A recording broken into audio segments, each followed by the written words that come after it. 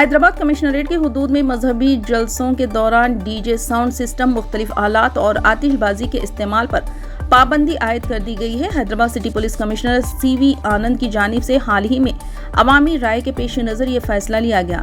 چند روز قبل Hyderabad commissioner police نے سیاسی جماعتوں کے قائدین اور مختلف محکموں کے اعلیٰ عہدیداروں کے ساتھ ایک مشاورتی اجلاس منعقد کیا تھا، جس میں ڈی جے سسٹم کے استعمال کو روکنے پر اتفاق کیا گیا۔ اجلاس کے شرکاء نے اس بات پر زور دیا کہ ڈی جے کی تیز آواز کی وجہ سے بزرگوں اور مریضوں کو مشکلات کا سامنا کرنا پڑتا ہے، جبکہ طلباء کے امتحانات کی تیاری میں بھی خلل واقع ہو رہا ہے۔ اجلاس میں مختلف مذاہب کے رہنماؤں نے بھی جلوسوں میں ڈی جے سسٹم اور آتش بازی پر پابندی عائد کرنے کی حمایت کی تھی، جس کے بعد حیدرآباد سٹی پولیس نے باضابطہ طور پر ان احکامات کا اعلان کیا ہے۔ اس اقدام کا مقصد سماجی سطح پر پیدا ہونے والی صوتی آلودگی کو کم کرنا اور شہریوں کو پرسکون ماحول فراہم کرنا ہے۔ بالائی علاقوں میں ہوئی بارش کے بعد شہر حیدرآباد کے جڑواں ذخائر آب عثمان ساگر اور ہمایت ساگر کے سطح میں بتدریج اضافے کے پیش نظر دونوں ریزرو وائز کے دروازے کھولتے ہوئے پانی چھوڑا گیا۔ عہدیداروں نے عثمان ساگر کے 6 دروازے اور ہمایت ساگر کا 1 دروازہ کھولتے ہوئے پانی موسیٰ ندی میں چھوڑا، جس کے بعد موسیٰ ندی میں پانی کی سطح بڑھ گئی۔ عہدیداروں نے نچلے علاقوں اور بالخصوص موسیٰ ندی کے کئی حصوں میں رہنے والوں کو چوکس کیا۔ سپریم کورٹ نے تروپتی مندر کے لڈو میں جانوروں کی چربی والے گھی کے استعمال کی تحقیقات پر عارضی طور پر روک لگا دی ہے۔ سپریم کورٹ کے تبصرے کے بعد SIT کو 3 تاریخ تک اپنی جانچ روکنے کی ہدایت دی گئی ہے۔ ریاستی DGP نے کہا کہ سپریم کورٹ میں سماعت چل رہی ہے، اس لیے اس مدت کے دوران تحقیقات کو روک دیا جائے گا۔ اس سے قبل پیر کو ہوئی سماعت کے دوران سپریم کورٹ نے مشورہ دیا تھا کہ سالیسیٹر جنرل کو اس معاملے میں تعاون کرنا چاہیے اور یہ فیصلہ کرنا چاہیے کہ SIT کی جانچ جاری رکھی جائے یا کسی آزاد ایجنسی سے تفتیش کرائی جائے۔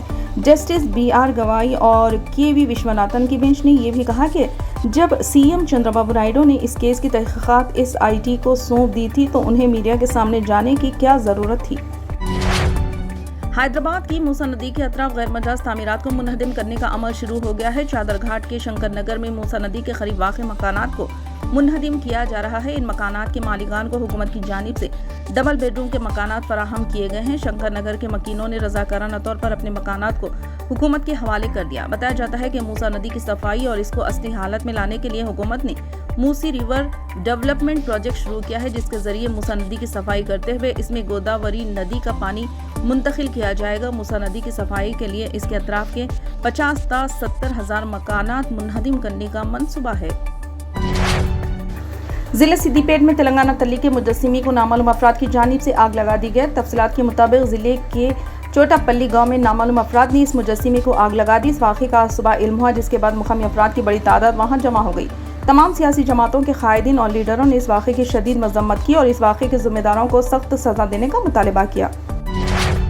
تلنگانہ کے عادل آباد ضلع میں پیش آئے سڑک حادثے میں جاں بحق ایک ہی خاندان کے 5 افراد کی میتوں کی نماز جنازہ آج بعد نماز ظہر میدان عیدگاہ بھگتا پور میں سینکڑوں افراد کی موجودگی میں پڑھائی گئی اور تدفین عیدگاہ میدان میں متصل قبرستان میں عمل میں لائی گئی۔